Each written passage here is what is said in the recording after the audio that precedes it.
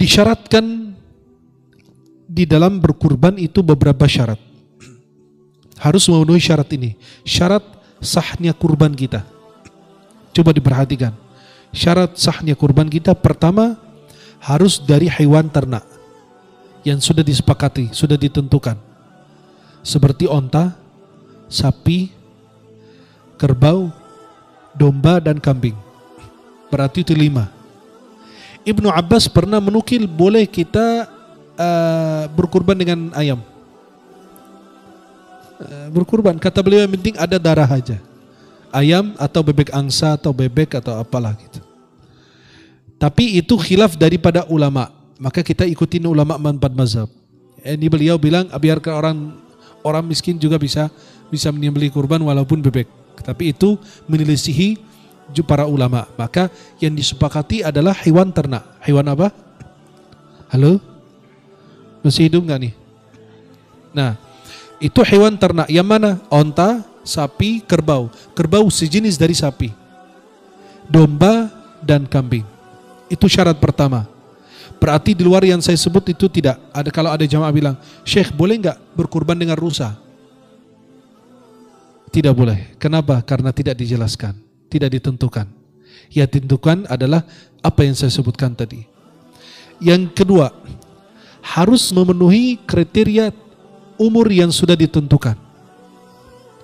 Kalau di bawah umur itu tidak sah, maka harus teliti dan harus hati-hati pada saat menyembelih hewan kurban. Apa yang dimaksud dengan usia yang sudah ditentukan? Pertama, onta 5 tahun dan ke atas. Yang kedua, sapi 2 tahun. Kalau bisa memasuki tahun ketiga.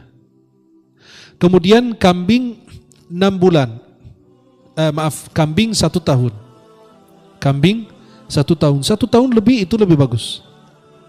Kemudian berikutnya domba 6 bulan. Ada yang mengatakan 7 bulan. Artinya apa? Makin besar makin bagus. Maka onta 5 tahun ke atas, sapi 2 tahun ke atas, kemudian kambing 6 bulan ke atas. Kambing 1 tahun ke atas. Kemudian domba 6 bulan atau 7 bulan ke atas. Kenapa dikatakan demikian? Karena yang diharapkan dari kurban itu adalah apa? Dagingnya. Kalau makin ciut, makin kecil, apa yang kita dapat? Ya, tulangnya doa. Kasihan orang bilang, kita makan seumur hidup sup tulang, nggak pernah ada sup daging. Maka yang dicari itu adalah dagingnya. Maka dianjurkan pilih binatang yang bagus, yang berisi.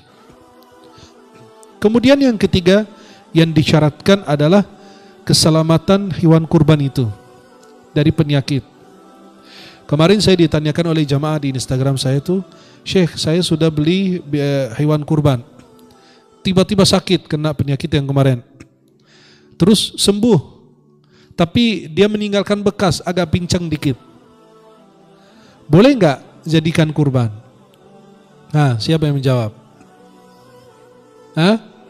Tapi cacatnya kan sudah dia beli. Maka jawaban yang tepat wallahu a'lam bishawab, bahwasannya kalau bisa ditukar dengan yang sempurna boleh, jika mampu. Tapi kalau tidak mengapa. Kenapa? Karena pada saat dibeli memang sehat. Sakitnya itu memang dari Allah, bukan karena kelalaian dia. Kalau dia lalai nanti kita jelaskan. Kalau dia lalai wajib ganti.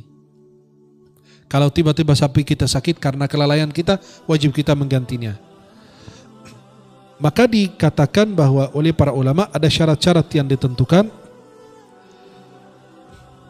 Yang pertama, binatang yang buta dan jelas butanya, itu tidak sah untuk kurban.